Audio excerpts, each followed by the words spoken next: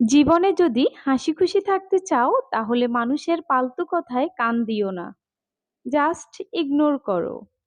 অন্যের চোখের জলে নিজের সুখ তৈরি করে বহুদূর যাওয়া যায় না। জীবনে সুখ দুঃখ স্থায়ী হয় না, কিন্তু মানুষের দেওয়া আঘাত সারা জীবনের জন্য স্থায়ী হয়। হ্যালো এভরিওয়ান, আসসালামু আলাইকুম। আমি পপি, বাংলাদেশি ব্লগার পপি চ্যানেলের পক্ষ থেকে আপনাদেরকে আরো একবার স্বাগত জানাই। কাছে এবং দূরে, দেশ ও দেশের বাহিরে যে যেখান থেকে আমার এই ভিডিওটি দেখতেছেন, আশা করছি আল্লাহর অশেষ রহমতে সবাই ভালো আছেন। আলহামদুলিল্লাহ, আমরাও ভালো আছি। আমি এই জমিনে এসেই একটা আলু গাছ ছিঁড়ে দেখি কি সুন্দর মাটির মধ্যে মিষ্টি আলু। তো আমি তো অনেক এক্সাইটেড হয়ে গেছি। তো এই যে দেখুন, হাত দিয়ে আমি টেনে টেনে এগুলাকে উপরে উঠাইতেছি আর আমার থেকে খুবই ভালো লাগতেছে।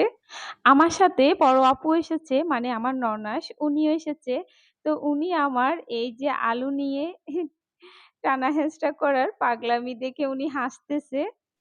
তো এই যে দেখুন, অবশেষে আমি আলুটি তুলতে পেরেছি একেবারে অনেক গর্ত থেকে। খুব সুন্দর হয়েছে মাশাআল্লাহ।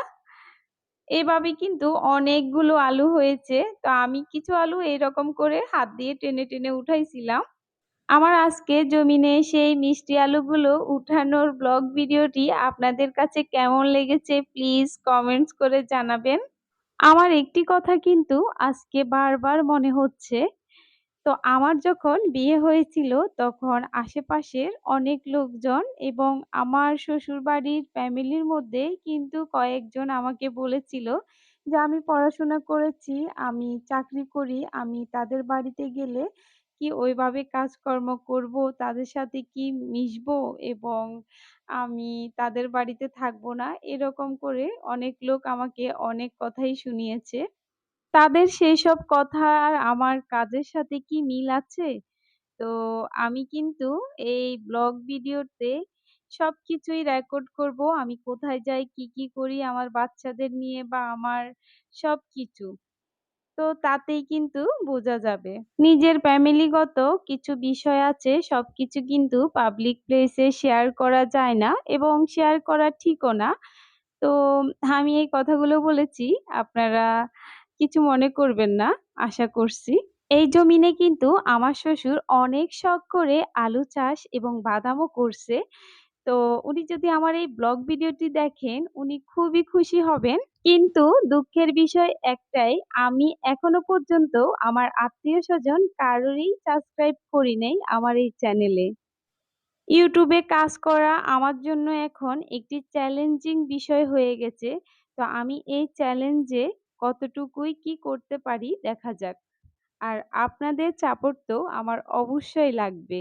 আপনাদের সাপোর্ট ছাড়া আমি কখনো এগিয়ে যেতে পারবো না। আর আমার এই ভিডিওটি যদি আপনাদের কাছে ভালো লাগে তো প্লিজ ভিডিওতে একটি লাইক দিয়ে চ্যানেলটি সাবস্ক্রাইব করে আমার পাশেই থেকে যাবেন। চাইলে কিন্তু শেয়ার করে অন্যকে দেখার সুযোগও করে দিতে পারেন। আমি মধ্যবিত্ত ফ্যামিলির একটি মেয়ে এবং এখন মধ্যবিত্ত ফ্যামিলির বউ। আর আমি সব পরিবেশেই থাকতে পারি। মানুষ আমাকে কি ভাববে, মানুষ আমাকে নিয়ে কি বলবে, আমি এগুলো একদমই শুনি না। নিজের চিন্তা চেতনা এবং বুদ্ধি দিয়ে সামনের দিকে এগিয়ে যেতে চাই। আমি ছোট থেকে একটি স্বপ্ন দেখে আসতেছি। আমি স্বপ্ন দেখা খুবই পছন্দ করি। তো আমার এই স্বপ্নটি যেন আমি পূরণ করতে পারি। সবাই আমার জন্য দোয়া করবেন। এই তো আলু ক্ষেত থেকে উঠে এবার বাদাম ক্ষেতের দিকে যাচ্ছি। তো দেখতেছি যে বাদামগুলো পরিপূর্ণ হয়েছে কিনা। একটি গাছ বাদামের উঠালাম।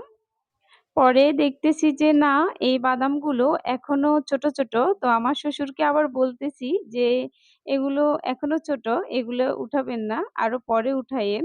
তো আমার শ্বশুর বলতেছে যে এ পাশের গুলো উনি একদম শেষেই রোপণ করছে, প্রথমে রোপণ করছে শুরু থেকে পূর্ব পাশে। তো আমি এবার ওনাকে বললাম আচ্ছা ঠিক আছে, তাহলে আমি পূর্ব পাশের গুলো দেখে আসি ওগুলো কেমন হয়েছে। তো আমি ওই পাশে যাচ্ছি। আর এই পাশেরগুলা দেখতেছি না পরিপূর্ণভাবে হয়েছে, এগুলা উঠানো যাবে। এই দিকে কিন্তু সন্ধ্যা হয়ে আসতেছে, তো আমি এখন বাড়িতে চলে যাব। আর এই যে দেখুন সন্ধ্যার সময় কি সুন্দর একটি দৃশ্য, এইটা না আমার থেকে খুবই ভালো লাগতেছে। তো আজকের মতো এই পর্যন্তই। সবাই ভালো থাকবেন, সুস্থ থাকবেন, নিরাপদে থাকবেন। আল্লাহ হাফেজ। আসসালামু আলাইকুম।